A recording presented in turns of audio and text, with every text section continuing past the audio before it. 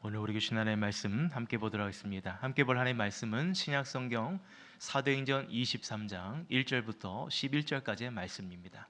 신약성경 227쪽에 있습니다. 사도행전 23장 1절부터 11절까지의 말씀입니다.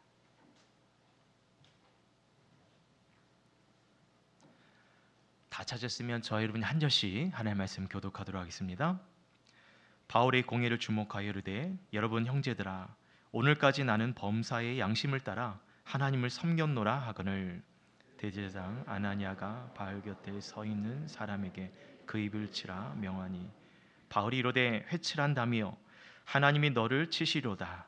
내가 나를 율법대로 심판한다고 앉아서 율법을 어기고 나를 치라 하느냐 하니 곁에 선 사람들이 말하되 하나님의 대제사장을 내가 욕하느냐.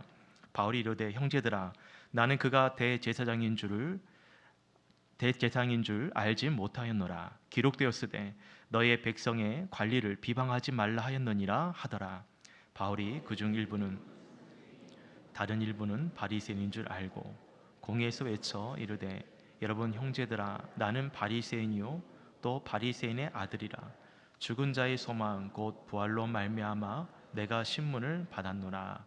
그 말을 한즉 바리새인과 사두개인 사이에 다툼이 생겨 무리가 나뉘어지니 이는 사두개인은 부활이 없고 천사도 없고 영도 없다 하고 바리새인은 다 있다 함이라.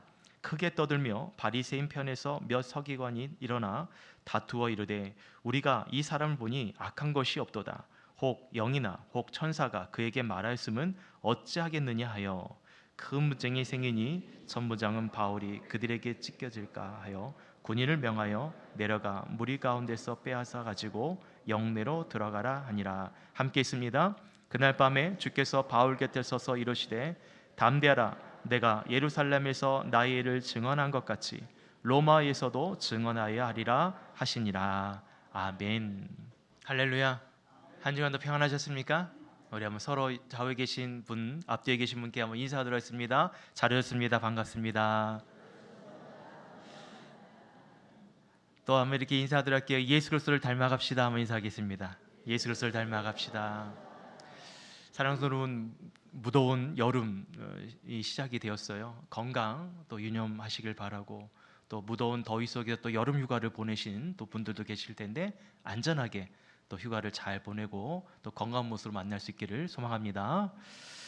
오늘 말씀은 사도 바울이 유대인들과 종교적인 문제로 지금 큰 소동이 났습니다. 이로 인해서 예루살렘 가운데 체포를 당하게 되고 오늘 사도 바울은 산헤드린이라는 공회 앞에 서게 됩니다. 이 산헤드린이라는 공회는 뭐냐면 율법을 해석하는 기관도 되고 또 종교 문제, 사회 문제에 대한 이 법적 최고의 법을 집행하는 기관과 같은 겁니다. 사도 바울이 이 산헤드린 공회 앞에 오늘 섰어요. 그는 그 공회원들 앞에서 자신을 이렇게 얘기합니다. 나는 이제까지 범사의 양심을 따라 하나님을 섬겼다. 이렇게 얘기를 해요. 그러자 대제사장인 오늘 본문에 보면 아나니아는 사람이 그의 입을 치라 라고 이렇게 이야기를 합니다. 여러분 당시 대제사장은요 바로 이 산헤드린 기관의 실세였습니다. 그런데 사도 바울이 그렇게 얘기를 자신이 하나님을 위해서 이렇게 양심에 따라 범사의 주를 섬겼다고 얘기하자 그 산헤드린 최고의 힘을 가진 대제사장이 사도 바울의 입을 치라라는 말을 했다는 것이죠. 그 얘기를 들은 사도 바울이 이렇게 말하는 거예요. 당신은 지금 나를 율법대로 지금 이렇게 심판한다고 하면서 어떻게 율법을 어기고 나보고 치라, 사람들에게 치라라고 명할 수 있느냐 이렇게 얘기를 합니다. 그러니까는 지금 법정 앞에 쓴 사도 바울과 이 대제사장 사이에 묘한 이 갈등의 기류들이 나타나게 되는 거죠. 그뿐만 아니라 사도 바울은 이렇게 자신을 얘기합니다. 나는 바리새인인데 나는 지금 죽은 자의 부활을 믿는다는 이유로 지금 이곳에 서 있습니다 라고 얘기를 하는 거예요. 그러자 여러분 사도 바울의 이 이야기를 들은 공회원들 가운데는 바리새인도 있고 사두개인 사람들도 있습니다. 왜 이제 이것을 설명하냐면, 여러분 바리새인 이는 어떤 사람이냐면 예수님의 그 죽으심과 부활에 대해서, 그리고 영적인 존재에 대해서, 천사에 대해서 이 바리새인들은 믿습니다. 근데 사두개인들은 그것을 믿지 않아요. 천사의 존재도 부활도 그리고 영의 존재도 믿지 않는 거예요. 근데 사도 바울이 자신을 뭐라고 소개하냐면, 나는 바리새인인데 나는 지금 죽은 자의 부활을 믿는다는 이유로 이곳에 있습니다라고 얘기하자, 이 두 사두개인과 바리새인 사이에 이제 이 문제 때문에 서로 다툼이 나타나게 되죠. 그래서 오늘 말씀해 보시면 이 다툼이 점점 심각하게 됩니다. 그래서 두 부류로 나누어지게 되는 거죠. 파가 생기게 되고, 이것이 오늘 말씀해 보시면 큰 분쟁으로 이어지게 됩니다. 그래서 그 두 사이에 있는 지금 사도 바울의 입장이 굉장히 곤란하게 되어지고, 오늘 말씀해 보시면 사도 바울의 몸이 찢겨질 정도로 그런 격한 상황들이 오늘 말씀해 보면 연출됩니다. 그 모습을 지켜본 천부장이 안 되겠다 싶어서 사도 바울을 영내로 다시 끌어들이게 되는 거죠. 아마 이제 지난주 말씀을 보면 알겠지만 사도 바울이 로마 시민권자라는 것을 천부장이 알게 되어서 아마 그를 보호하기 위해서, 그래서 사도 바울을 더 신경 썼는지도 모릅니다. 여러분, 이것이 오늘 본문의 내용이에요. 사랑하는 여러분, 사도 바울이 뭐라고 그 한 사람 때문에 오늘 최고의 의결 기관인 사내들인 공회가 분쟁이 생기고 흔들리고 다툼이 생길 수 있었는가? 어떻게 이 한 사람 때문에 이 법적인 최고의 권위를 가진 이 기관이 이렇게 싸움박질이 나고 이렇게 분쟁이 생기는 일들이 생길 수 있는가? 여러분, 어떻게 유대인과 그리고 유대인들 중에 존경받는 사두개인과 그리고 바리새인이, 그렇게 존경받는 그 무리들이 어떻게 사도 바울을 사이에 두고 이렇게 지금 다툼이 생길 수 있는가? 여러분, 이런 모습을 보면, 이런 공회의 모습을 보면 누가 이 공회를 신뢰할 수 있겠습니까? 그들이 최고의 권위를 가지고 종교적인 재판, 율법의 재판을 행할 때에 이런 모습을 보면 누가 이들의 재판을 따르겠어요? 여러분, 오늘 말씀해 보시면 이런 분열된 공회의 모습을 보면서 가장 힘들어했을 사람은 아마 사도 바울이지 않았을까? 여러분, 이 공회를 통해서 사도 바울은 자신의 이 하소연, 억울함을 하소연하려고 이 자리에 섰는데, 여러분 그 기회마저 오늘 본문에 보면 놓쳐버리게 됩니다. 여러분, 사도 바울이 어떤 마음으로 오늘 예루살렘까지 왔나요? 주변에 많은 사람들이 사도 바울에게 예루살렘에 내려가지 말아라, 그렇게 얘기를 했어요. 왜냐하면 그를 해하려는 유대인들이 예루살렘에 있다라고 그들이 그 소식을 들었기 때문인 거죠. 그럼에도 여러분, 사도 바울은 예루살렘에 오기까지 그는 하나님께서 주신 사명 때문에 왔습니다. 하나님께서 주신 그 마지막 사명이라고 생각하고 예루살렘에 내려왔던 것이죠. 근데 그가 지금 마주대하고 있는 상황은, 현실은 분쟁과 다툼과 죽음의 그림자만 보일 뿐이라는 거죠. 근데 여러분, 이러한 이해될 수 없는 상황 가운데 오늘 본문을 쭉 보시면요, 사도 바울에게 참 놀라운 한 가지 사건이 나타나게 됩니다. 그 사건은 뭐냐면 바로 그날 밤 주께서 사도 바울을 찾아오신 겁니다. 오늘 본문 11절 말씀인데요, 같이 한번 읽어보도록 하겠습니다. 11절입니다. 시작. 그날 밤에 주께서 바울 곁에 서서 이르시되 담대하라, 내가 예루살렘에서 나의 일을 증언한 것 같이 로마에서도 증언하여 하리라 하시니라. 여러분, 이 11절의 말씀은 유일하게 주께서 사도 바울에게 말씀하신 부분이에요. 여러분, 여기서 말씀을 잘 보시면 주께서라고 이렇게 표기되어 있는데, 이 주께서라는 이 표현의 원문은 큐리오스입니다. 큐리오스의 뜻은 뭐냐면 주인, 주님이라는 뜻이 있어요. 여러분, 큐리오스라는 이 단어는요, 문맥에 따라서 하나님으로도 해석이 되고 예수님으로도 해석이 됩니다. 또 여러분, 구약에서 하나님으로 표기된 큐리오스가 신약에서는 그대로 신약에서 인용될 때에는 예수님으로 이렇게 해석이 되기도 해요. 제가 이 말씀을 드린 이유는 오늘 본문에 주께서라는 그 대상이 도대체 누구냐? 왜 하나님은 하나님이지 예수님이 예수님이지 왜 주께서라고 이렇게 표기했냐? 이렇게 궁금할 수 있는 부분들이 있기 때문인 거죠. 여러분, 오늘 여기서 얘기한 주께서는 누구를 의미하는 걸까요? 예, 오늘 본문의 내용을 쭉 이해해 보시면 이렇게 설명하고 있어요. 이어지는 말씀 보시면 내가 예루살렘에서 나의 일을 증언한이라고 표현하고 있죠.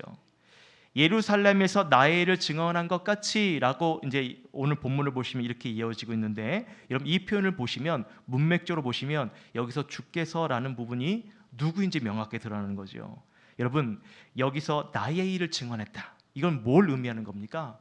사도 바울이 예루살렘에서 예수님의 죽으심과 부활에 대한 것을 의미해요. 그러니까 예수님의 죽으심과 부활에 대해서 나의 일을 증언한 이 부분이 오늘 주께서 그렇게 말씀하셨다는 거죠. 그러면 여기서 나의 일을 얘기한 그 주는 누구를 말하는 걸까요? 예수 그리스도께서 오늘 사도 바울에게 찾아오신 거예요. 하나님이 아니라 예수님께서 사도 바울에게 찾아오셨다는 거예요. 예수님께서 오늘 사도 바울에게 뭐라고 말씀하시냐면, 내가 예루살렘에서 나를 증언하는 것 같이 너는 로마로 가야 된다 라고 말씀하고 있습니다. 예수님의 표현에 의하면 사도 바울이 가야 할 목적지는 예루살렘이 아니라 어디예요? 로마라는 것입니다. 그렇기 때문에 지금 사도 바울이 이곳에서 머문 이유는, 지금 예루살렘에서 머물고 있는 이유는 바로 로마로 가기 위한 과정이라는 것이죠. 여러분 제가 이 말씀을 드린 이유는 지금 사도 바울이 왜 예루살렘에 이런 고난과 고통을 당하고 있는가라는 그 질문 앞에 우리가 오늘 예수님께서 사도 바울에게 말씀하신 거예요. 왜 지금 그가 로마로 가기 위해 예루살렘에 있어야 되는가? 그것을 설명하고 있는 것을 우리가 이해를 해야 된다는 거죠. 여러분 사람들마다 자신의 이루고자 하는 목표가 있어요. 사람들마다 자신이 꼭 이루고 싶은 성취를 하고 싶은 목적이 있습니다. 그것을 위해서 반드시 사람들마다는 저마다 감당해야 될 어떤 과정들이 있지요. 그 과정을 통과하기 위해서는 반드시 사람에게 있어서는 어떤 끈기, 투지, 노력, 애씀 이런 것들이 요구됩니다. 여러분 그릿이라는 책이 있어요.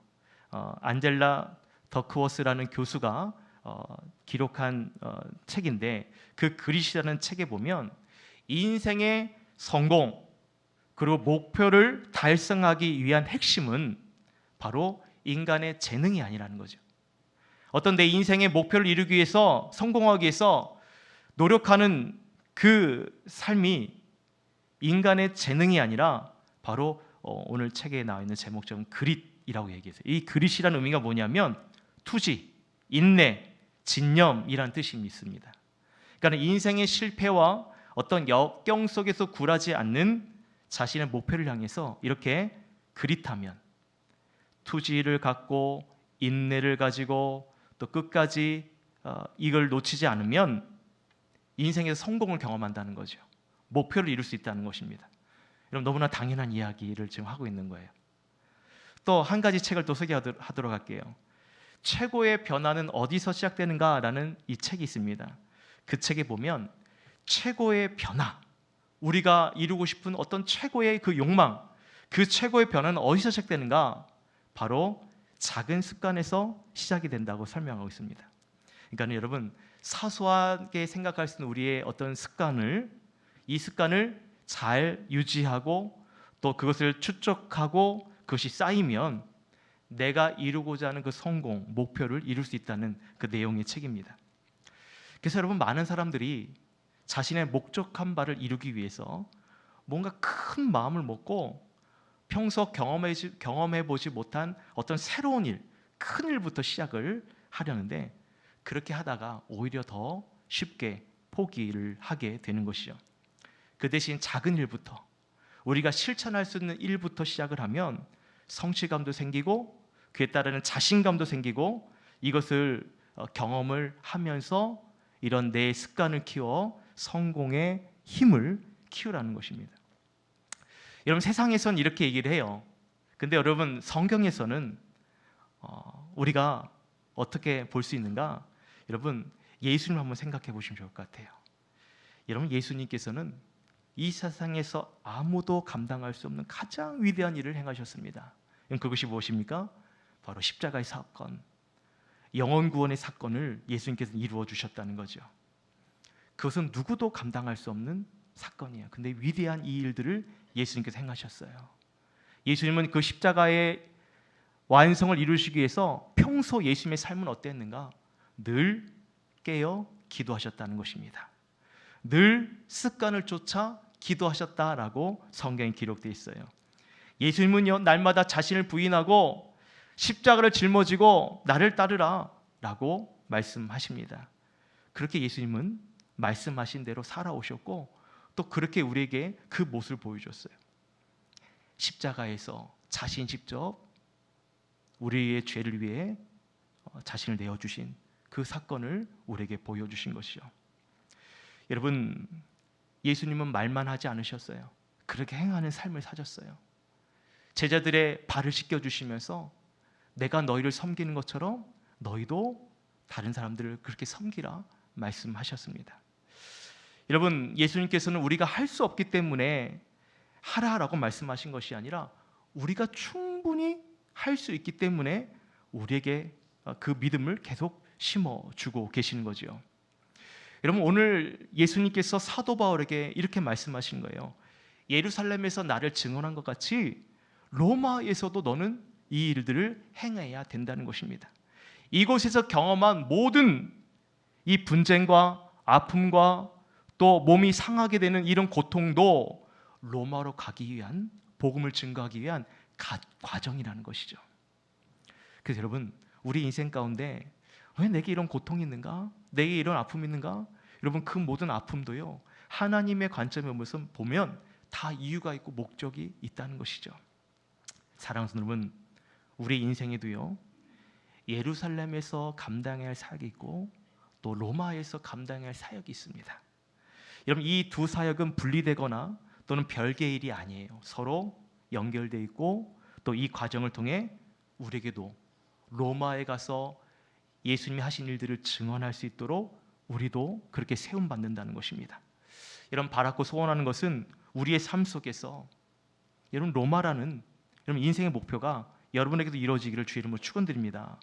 이를 위해서 여러분, 우리에게 정말 필요한 것은 뭐냐면 우리의 어떤 좋은 어떤 습관이라든지 또 세상적인 끈기, 노력 이런 것보다도 여러분, 우리에게는 예수님의 도움이 절실히 필요합니다. 예수님의 절대적인 도움이 필요하다는 거지요. 그 주님께서 오늘 사도 바울을 만나 주신 거예요. 모든 것을 포기하고 싶은 그 상황 속에서 오늘 예수님께서 사도 바울을 만나 주셔서 그의 인생을 어떻게 해요? 로마로 갈 수 있도록 이끌어 주신다는 겁니다. 여러분, 그런 은혜가 있기를 주 이름으로 축원드립니다.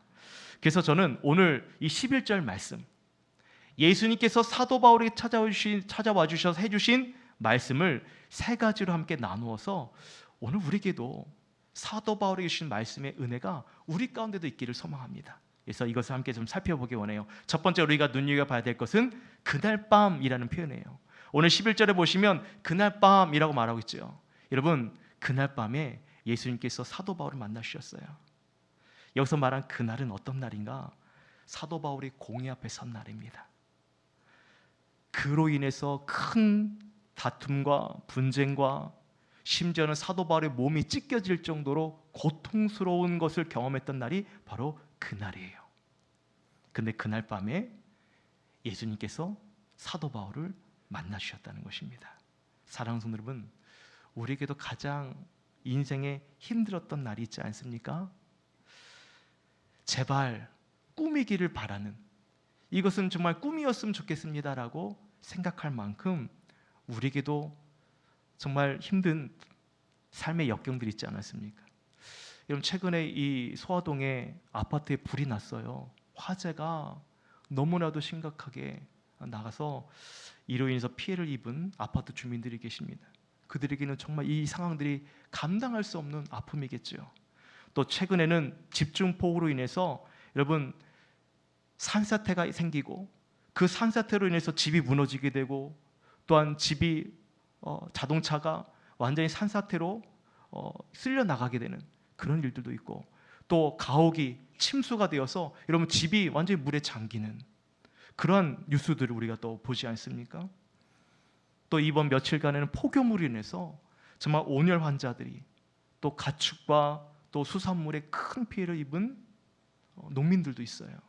여러분 그들의 삶에서는 이러한 어려움이 말할 수 없는 어려움이죠. 제발 꿈이었으면 지나갔으면 하는 그런 인생의 어려운 일들이 있다는 것입니다. 여러분 예수님의 제자들에게도 이런 일이 있었어요. 한밤중에 배를 타고 가다가 큰 풍랑을 만났습니다. 근데 그 풍랑을 피하고자 제자들이 힘겹게 노를 짓고 있어요. 그럼에도 노를 열심히 짓고 있음에도 그 풍랑을 이겨낼 수 없습니다. 그때 그들 가운데 두려움이 임했어요. 여러분 우리 인생 가운데 이런 게 있습니다. 힘겹게 노를 짓고 가도 배가 내 마음대로 움직이지 않을 때가 있다는 거죠. 주위를 둘러봐서 도움을 청하려고 해도 주위가 온통 캄캄한 어둠뿐이어서 아무도 우리에게 도움을 줄 수 없는 그런 상황이 있다는 것입니다. 내 힘밖의 일들이 우리 가운데도 있다는 것이죠. 여러분 그때 그 마음은 어떻습니까? 그 상황 가운데 놓여있는 우리들의 마음은 어떻습니까? 풍랑을 피하려고 해도 피할 수 없고 배가 내 마음대로 움직이지 않을 때 우리는 어쩌면 그 상황들을 포기할 수도, 그 노짓는 것을 손에 내려놓고 싶을 때도 있지 않을까? 그런데 여러분 그날 그 밤밤중에요, 힘겹게 노를 짓고 있는 그들의 삶 가운데 누가 찾아오셨는가? 예수님께서 무리를 걸어오셨어요. 제자들에게 찾아오셨어요. 그리고 여러분 예수님께서 그 풍랑에 휘몰아치는 배 위에 오르는 순간 그 풍랑이 멈춰지게 됩니다. 여러분 우리의 손으로 안 되는 일이 있다고 말씀드렸죠. 그 한계를 경험케 하는 거예요. 그 한계를 통해서 여러분 우리에게 깨닫게 하는 것이 뭐냐? 우리 손에 붙들려 있는 노를 붙잡는 것이 아니라 우리의 손을 가지고 주님께 기도하라고. 그 상황을 통해 우리의 한계를 경험케 하는 거죠. 우리 힘으로 할 수 없기 때문에 우리의 두 손은 바둥바둥 살려고 노짓는 그 놋대를 잡는 것이 아니라 예수님을 붙잡으라는 거예요.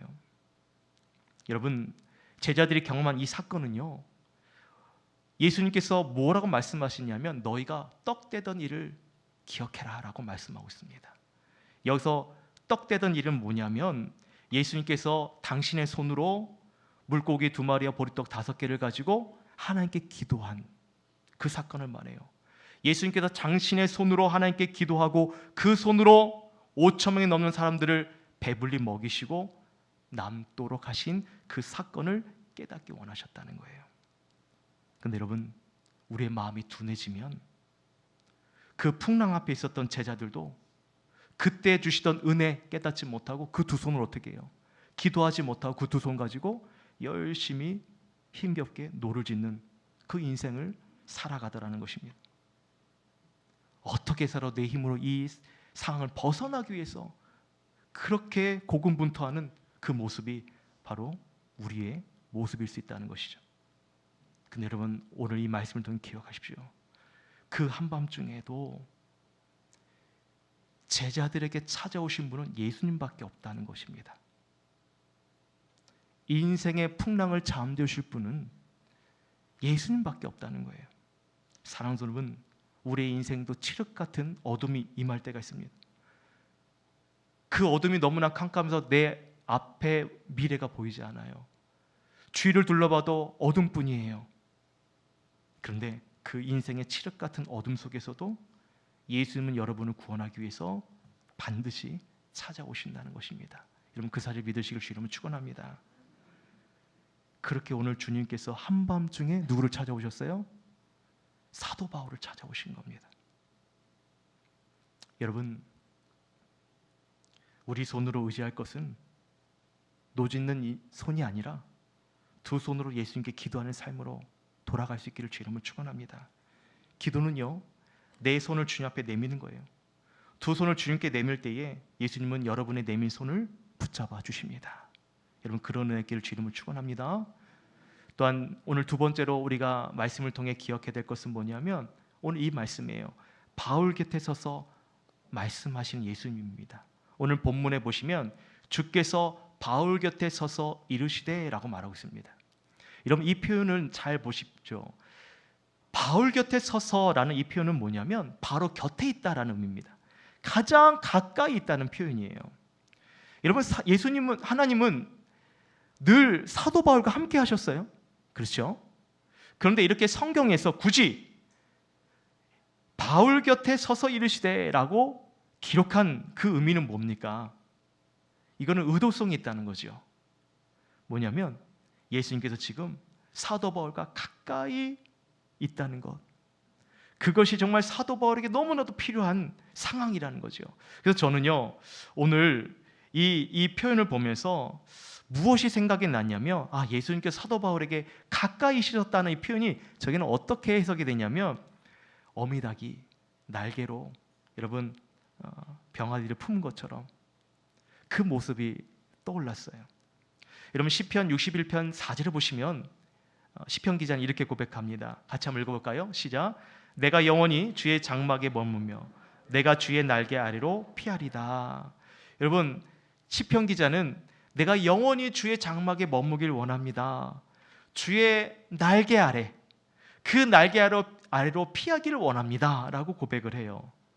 여러분, 암탉이 그 새끼를 날개로 품은 것처럼 여러분, 그 날개 아래 있는 병아리들은 안정과 평안을 누리겠죠.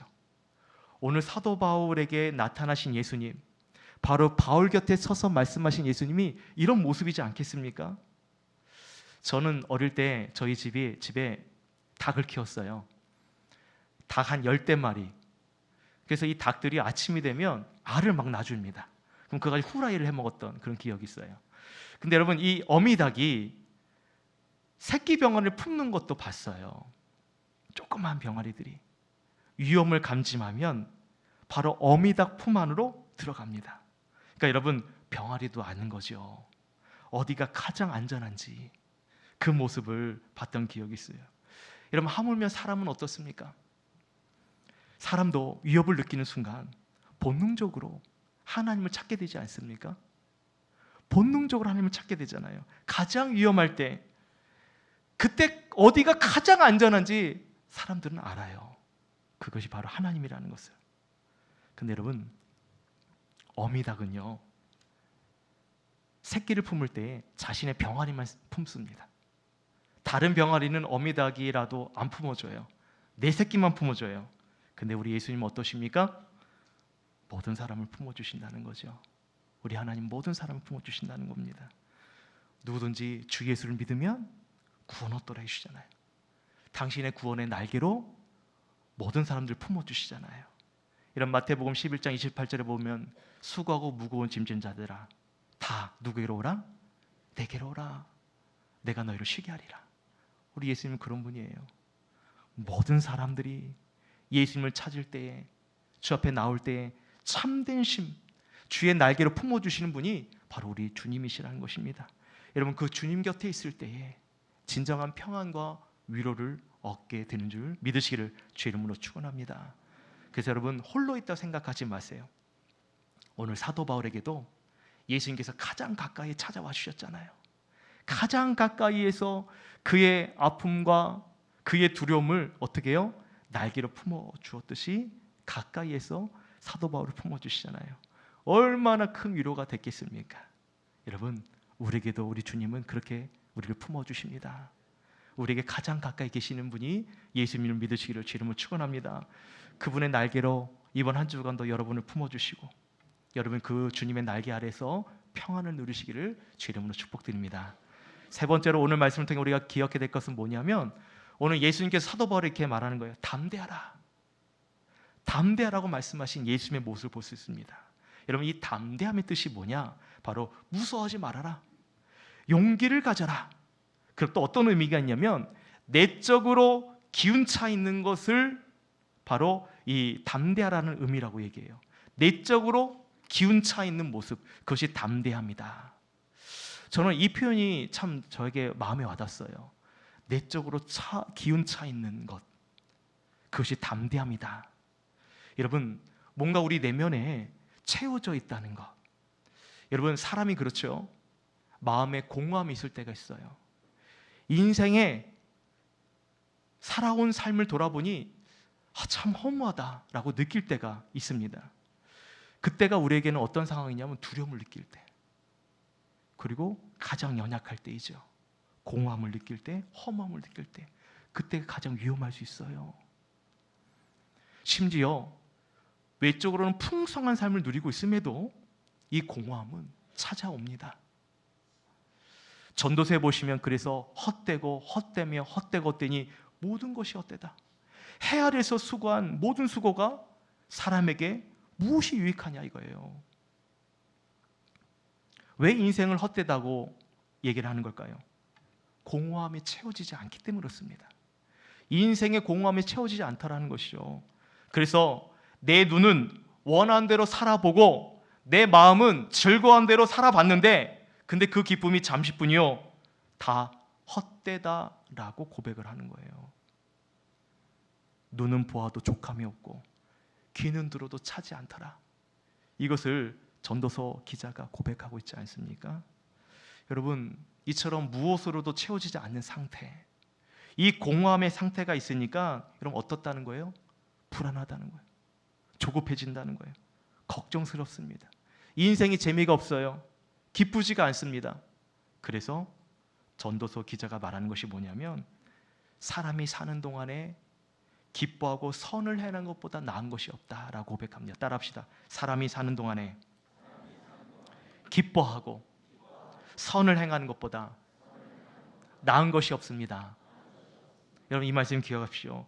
무엇으로 기뻐하고 무엇으로 선을 행하라는 거예요? 바로 하나님으로 기뻐하고 하나님이 원하시는 선을 행하는 보다 나은 것이 없다는 것입니다. 왜냐하면 하나님이 기뻐하시고 하나님께서 선을 행하시는 그 삶을 통해서 우리의 인생을 가장 아름답게 만드셨기 때문이에요. 다시 말해, 우리는 여러분 하나님으로 체험받아야 기쁘게 살 수 있다는 것입니다. 할렐루야. 하나님으로 공급받아 체험받아야 우리 인생의 이 공허함의 문제가 해결될 수 있다는 거예요. 또한 예수 그리스도로 체험받아야 된다는 거죠. 예수 그리스도로 체험받아야 여러분 그 인생의 참된 의미와 목적을 발견하게 된다는 거예요. 여러분, 사마리아에서 만난 수가성 여인 이야기 아십니까? 그 뜨거운 태양빛이 내릴 때에 이 수가성 여인은 물을 기르러 나옵니다. 왜 그렇게 뜨거운 태양빛이 있을 때에 물을 기르러 왔나? 여러분, 이 여인에게는 삶의 기쁨이 없어요. 인생의 공허함이 있기 때문에 만족함이 없었습니다. 내 마음을 위로해 줄 남편 5이 있었지만 이 남편도 내 남편이 아닙니다. 내 남편이 없다라고 예수님께 얘기를 해요. 그래서 예수님께서도 뭐라고 말씀하시냐면 내 말이 옳도다라고 얘기하십니다. 그러니까 이 여인은 사람을 통해서 자신의 공허함을 채우려고 했는지 몰라요. 그런데 사람으로도 나의 인생의 공허함을 채울 수 없더라는 것이죠. 마치 우물가에서 물을 기르러 나의 목마름을 해결하려고 해도 이 목마름은 어떤 것으로 채워지지 않는 거예요. 그런데 여러분, 이 여인의 목마름을 누가 채워주셨어요? 예수님께서 우물가에서 기다리셨어요. 이 여인이 오기만을 기다리셨습니다. 그리고 내가 너에게 영원히 목마르지 않는 물을 주겠다. 그 물을 통해서 영원히 목마르지 않은 영생수 대신 예수 그리스도로 체험받는 삶을 살게 됩니다. 여러분, 요한복음 4장 13절부터 14절 말씀인데 같이 한번 읽어볼까요? 시작. 예수께서 대답하여 이르시되 이 물을 마시는 자마다 다시 목마르니와 내가 주는 물을 마시는 자는 영원히 목마르지 아니하리니 내가 주는 물은 그 속에서 영생하도록 솟아나는 샘물이 되리라. 아멘. 사랑하는 성도 여러분, 예수 그리스도로 체험받으면 영원히 목마르지 않는 은혜를 주실 줄 믿습니다. 그 속에서 영생하도록 솟아나는 샘물을 우리에게 날마다 부어주시고 채워주시고 공허하지 않도록 우리의 삶을 하나님께서 인도해 주실 줄 믿습니다. 그래서 이 여인은요, 물동이를 그 순간부터 버려요. 자신의 갈증을 채워줬던 물동이를 던져버립니다. 그리고 동네로 들어가서 사람들에게 예수 그리스도를 전합니다. 이런 무엇이 이 여인을 이토록 담대하게, 무엇이 이 여인이 들고 있었던 물동이를 던지겠습니까?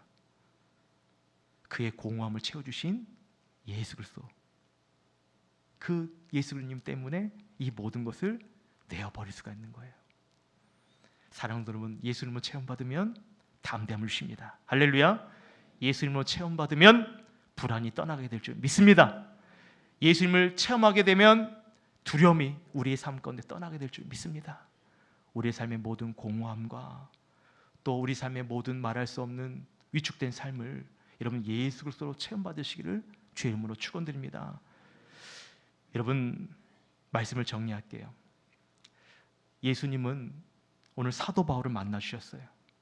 그리고 사도 바울에게 지금 예루살렘에서 나의 일을 증언하는 것 같이 로마에서도 나를 증언해야 할 것이다.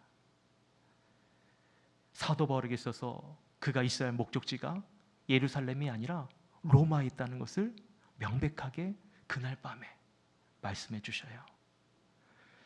로마라는 목적지가 있기 때문에 예루살렘에 있었던 모든 이 경험들이 로마로 가기 위한 과정이라는 것을 인정하게 됩니다. 그리고 그 인정하는 과정 가운데 예수님은 오늘 사도 바울에게 어떻게 위로해 주십니까? 한밤중에 찾아오셨다는 거예요. 여러분 인생 가운데 예수님은 한밤중이라도 찾아오시는 은혜 주실 믿습니다. 그리고 바울 곁에 서서 가장 가까이에서 그의 슬픔과 두려움과 그 마음을 어떻게 어미닭이 품어주는 것처럼 주님이 가장 가까이 그 밤중에 찾아와 주셨다는 거예요. 여러분, 우리도 주님의 날개 아래 있다는 것을 여러분 잊지 마시길 바랍니다. 그리고 예수님께서 뭐라고 말씀하셔요? 마지막으로 담대해라, 두려워하지 말아라, 공허함으로 흔들리지 말아라. 여러분, 주님은 우리 공허할 수 있는 인생을 어떻게 해요? 채워주신다는 거예요. 예수 그리스도로 채워주신다는 것입니다. 여러분, 그런 은혜가 있기를 주님 축원합니다.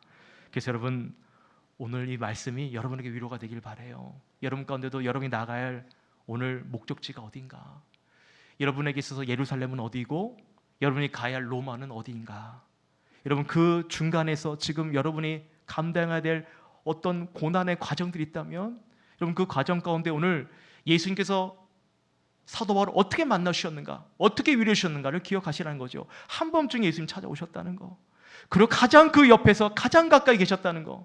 아무도 여러분 그 감옥에 누가 사도 바울을 찾아올 수 있겠습니까? 예수님밖에 없는 거예요.